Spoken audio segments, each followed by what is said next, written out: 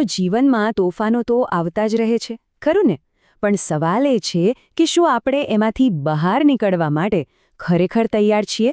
આ જ સવાલનો જવાબ શોધવા માટે ચાલો આપણે આજે દરિયામાં સફર કરતા એક વહાણના બહુ જ સુંદર રૂપકને સમજીએ. જરા વિચારો તો, આપણું દરેકનું જીવન છે ને એ જાણે એક વહાણ જેવું છે.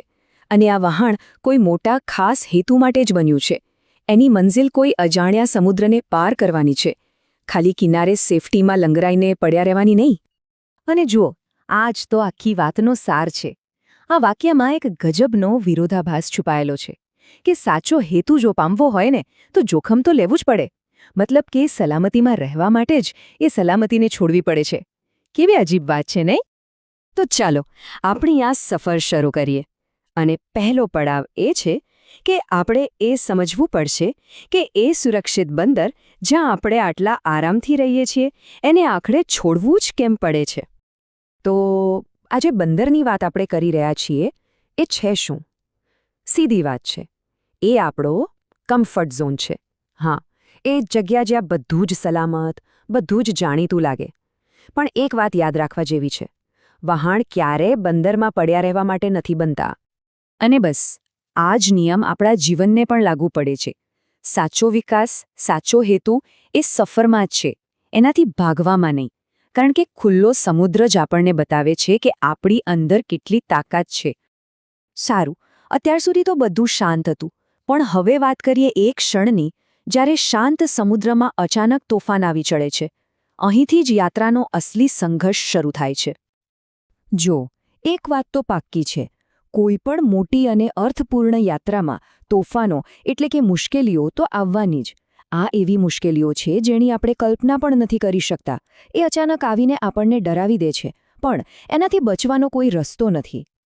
હવે જરા આ જુઓ, તોફાન તો એક જ છે, પણ એનો સામનો કરનારા બે નાવિકોનો જવાબ કેટલો અલગ છે.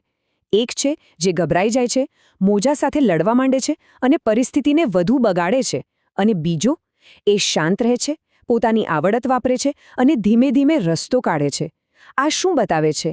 એ જ કે મુશ્કેલી કેટલી મોટી છે એના કરતાં આપણી માનસિકતા કેવી છે એ જ પરિણામ નક્કી કરે છે. તો પછી સવાલ એ થાય કે આપણે એ બીજા અનુભવી નાવિક જેવા કઈ રીતે બની શકીએ?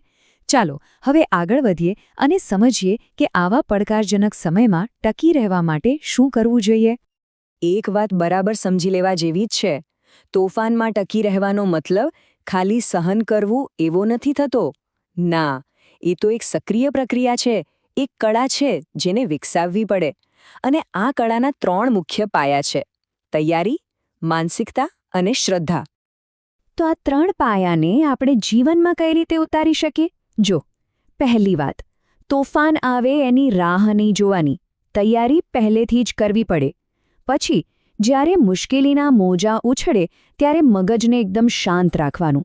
અને છેલ્લે એ અતૂટ વિશ્વાસ રાખવાનો કે દરેક તોફાન પછી સવાર તો થાય જ છે. ચાલો, તોફાન તો પસાર થઈ ગયું. હવે આકાશ સાફ છે અને મોજા પણ શાંત છે. હવે આવે છે સફરનો છેલ્લો પણ કદાચ સૌથી મહત્વનો તબક્કો: ફરીથી ઊભા થવું અને આગળ વધવું. પણ એક મિનિટ, જરા વિચારો, જ્યારે સૌથી ખરાબ સમય જતો રહે પછી શું? શું યાત્રા પૂરી થઈ જાય છે? ના, બિલકુલ નહીં. અસલી કસોટી તો હવે શરૂ થાય છે. તોફાન પછી એક સારો નાવિક શું કરે? એ સૌથી પહેલાં પોતાના વહાણને તપાસે છે.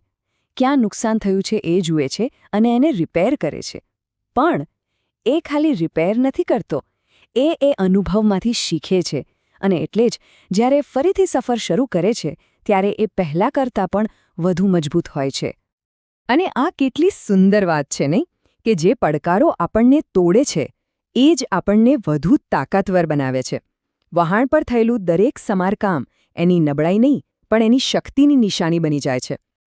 અને હવે અંતમાં એક સવાલ જે આપણે દરેકે આપણી જાતને પૂછવાનો છે: આપણું જીવનરૂપી વહાણ એ અત્યારે કયા કિનારે લંગરાયેલું છે? શું એ સુરક્ષિત બંદરના આરામમાં ખોવાયેલું છે, કે પછી એ પોતાના સાચા હેતુને પામવા માટે ખુલ્લા સમુદ્રના તોફાનોનો સામનો કરવા માટે તૈયાર છે? આનો જવાબ આપણે જાતે જ શોધવાનો છે.